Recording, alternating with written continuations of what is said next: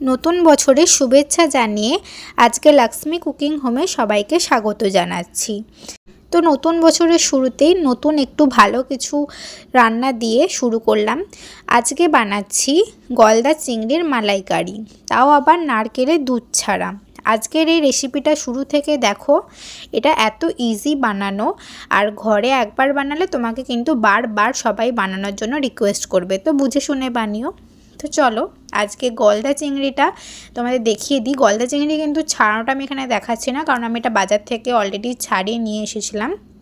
মানে যারা নতুন তারা কিন্তু বাজারে গিয়ে একবার বললেই ওরা ছাড়িয়ে দিয়ে দেবে। তো এরপরে আমি এখানে এই গলদা চিংড়িটাকে নুন, হলুদ আর এখানে সর্ষের তেল দিয়ে ম্যারিনেট করে নিচ্ছি। এটা ম্যারিনেট করে নেওয়ার পরে আমি এখানে 10 মিনিটের মতো এটা রাখবো। আর ততক্ষণে সাইডে আমি কয়েকটা কাজ করে নিই। সেটা হচ্ছে, এখানে মিক্সার মেশিনে আমি 2 চামচ গোটা কালো সর্ষে দিলাম, আর তার সাথে এখানে আমি দিচ্ছি 2 চামচ পোস্ত আর কিছুটা কাজু বাদাম দিয়ে দিলাম। এরপরে ওটা আমি বেটে নেব। তার সঙ্গে আমি এখানে আরও কিছু জিনিস ঠিক করে রেখেছি, এগুলো বাটবো সব একে একে। এখানে আমি টমেটোটা কেটে রেখেছি, টমেটোর একটা আলাদা পেস্ট করব, আর তার সঙ্গে কাঁচা লঙ্কা, আদা আর রসুনটার একটা পেস্ট করে নেব। আর পেঁয়াজটা কিন্তু একদম ছোট ছোট করে কেটে রেখেছি, তো পেঁয়াজটার আর পেস্ট করার দরকার নেই। এখানে দেখে না, আমি সবকটা পেস্ট করে নিয়েছি অলরেডি। পেস্ট করে নিয়ে এরপরে আমি রান্নাটা শুরু করব। সবার প্রথমে আমি এখানে একটা কড়াইতে একটু বেশি পরিমাণে তেল দিয়ে দিচ্ছি, যাতে এই তেলটাতে আমি ডুবো ডুবো করে মাছগুলো ভাজতে পারি। আর তেলটা যখন একটু বেশি পরিমাণে গরম হয়ে যাবে তখন মাছগুলো দিও। মাছগুলো দিলে তাহলে ভালো ভাজা হবে।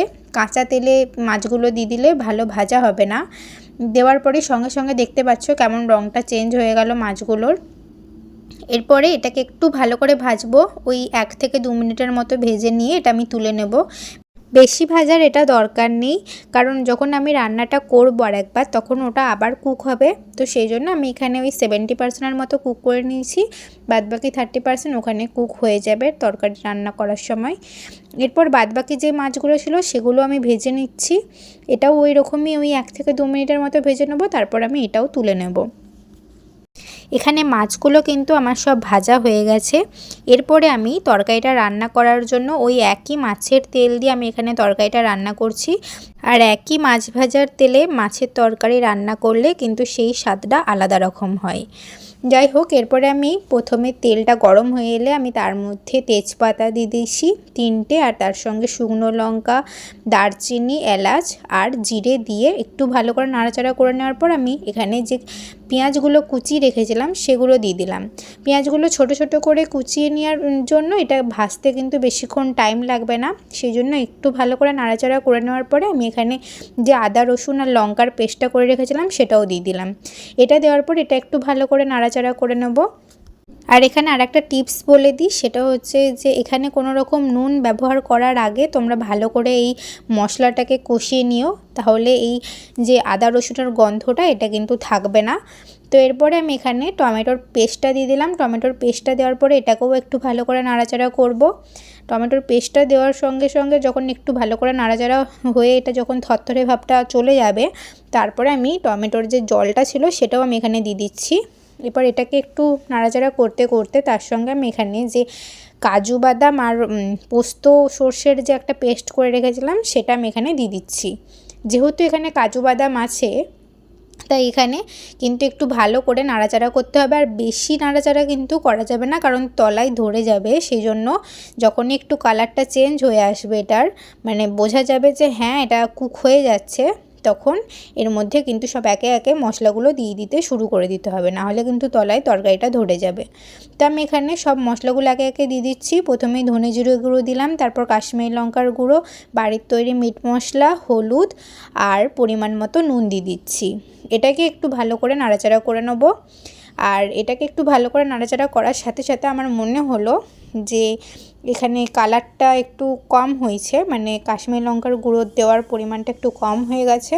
তো সেই জন্য আমি এখানে কাশ্মীরি লঙ্কার গুঁড়োটা আর একটু দিয়ে দেবো। আর হ্যাঁ, এই কাশ্মীরি লঙ্কার গুঁড়োটা কিন্তু দেওয়া খুব একটা শরীরের জন্য খারাপ না, কারণ এটা শুধুমাত্র রং নিয়ে আসে আর এখানে কোনো রকম ঝাল হয় না। তো সেই জন্য আমি এখানে আর একটু বেশি পরিমাণে দিয়ে দিলাম, এতে কালারটা ভালো এলো। আর এরপরে আমি যে জলটা ছিল ওই পেস্টটার, সেই জলটা আমি এখানে দিয়ে দিলাম, তাহলে তলায় অতটা ধরবে না। এরপরে একটু নাড়াচাড়া হয়ে গেলে, যখন এরকম তেল ছেড়ে আসবে পাশ থেকে, দেখতে পাচ্ছ, তখন আমি এর মধ্যে যতটা তোমরা গ্রেভি করবে সেরকম জল দিয়ে দেবে। আমি কিন্তু পরিমাণ মতো জল দিয়ে দিয়েছি। এরপর এটাকেও একটু ভালো করে নাড়াচাড়া করে নেব। যেহেতু আমি এখন জল দিয়ে দিয়েছি, তাই তলায় আর ধরে যাওয়ার ভয়টা সেরকম নেই। তো মশলাটা একটুখানি ফুটে যাবে, তারপর আমি আর দুটো মশলা দেবো। এই দুটো মশলা কিন্তু তরকারি শেষের দিকেই দিতে হয়, সেই জন্য আমি এই দুটো মশলা শেষের দিকে দিচ্ছি। সানরাইস মিট মশলা একটা দিলাম, আর তার সাথে সানরাইসের শাহি গরম মশলা দিচ্ছি। এটাও একটু অল্প পরিমাণে দেবো, মানে মিট মশলার থেকে একটু অল্প পরিমাণে দিলাম। আর তার সাথে পরিমাণ মতো চিনিটা দিয়ে দিলাম। চিনিটা কিন্তু অল্প পরিমাণে দিতে হবে, না হলে তরকারিটা মিষ্টি মিষ্টি খেতে হয়ে যাবে। দিয়ে এরপরে এটাকে একটু ভালো করে নাড়াচাড়া করে যখন একটু ফুটে যাবে এই তরকারিটা, তখন আমি এর মধ্যে সব একে একে মাছগুলো দিয়ে দিচ্ছি। এই চিংড়ি মাছগুলো কিন্তু যেহেতু ভাজা হয়ে আছে আর আমাদের আর 30% মতন কুক করতে হবে, তো সেই জন্য মাছগুলো দেওয়ার পরে এটাকে একটু নাড়াচাড়া করে নেওয়ার পরে, আর তার সাথে হ্যাঁ, এই চিংড়ি মাছটা ভাজার পর যে তেলটা ছিল সেই তেলটাও কিন্তু দিয়ে দিতে হবে। তারপরে একটু ভালো করে নাড়াচাড়া করে নিয়ে এটা ফুটতে দেবো। আর যখন একটু ফুটে যাবে তরকারিটা নামানোর সময় করে আমি এখানে আর দুটো জিনিস দেবো। আমাদের শেষ ওই দুটো ইনগ্রিডিয়েন্ট দিলেই কিন্তু তরকারি রেডি হয়ে যাবে। তো যখন তরকারি একটু ফুটে যাবে, তারপরে আমি এখানে দিয়ে দিচ্ছি কাসুরি মেথি আর ওই হাফ চামচের মতো ঘি। এটা দেওয়ার পরে একটু ভালো করে নাড়াচাড়া করে নেব। আমাদের কিন্তু তরকারি রেডি হয়ে গেছে। আর তোমরা চাইলে যাদের লঙ্কাটা মানে ঝালের পরিমাণটা কম মনে হচ্ছে, তারা চাইলে এরকম লঙ্কা চিরেও দিয়ে দিতে পারো ওপর থেকে। এরপর তরকারি আমি নামিয়ে নেব। রেডি হয়ে গেছে আমার আজকের নারকেলের দুধ ছাড়া গলদা চিংড়ির মালাইকারি। আজকের এই রেসিপিটা কিন্তু এতটা সহজ ছিল, আর তার সঙ্গে আজকের এই রেসিপিটা কিন্তু আমার পার্সোনালি খুব ভালো লেগেছে। ঘরে যখন বানিয়েছিলাম সবাই প্রশংসাও করেছে। আর এই রেসিপিটা বানানো এতটা সহজ আর তার সঙ্গে খেতে এতটা সুস্বাদু, সেই জন্য তোমরা ঘরে একবার বানিয়ে দেখতে পারো আর আমাকে এসে কিন্তু জানাতে পারো। আর কোনো জায়গায় ভুল ত্রুটি হয়ে থাকলে ক্ষমা করে দিও। আজকের মতো এতটুকুই, দেখা হচ্ছে নেক্সট ভিডিওতে। ততদিনে সবাই ভালো থেকো, সুস্থ থেকো, tata. Hold me close till I get up. Time is barely on our side. I don't wanna waste what's left. The storms we chase are leading us, and love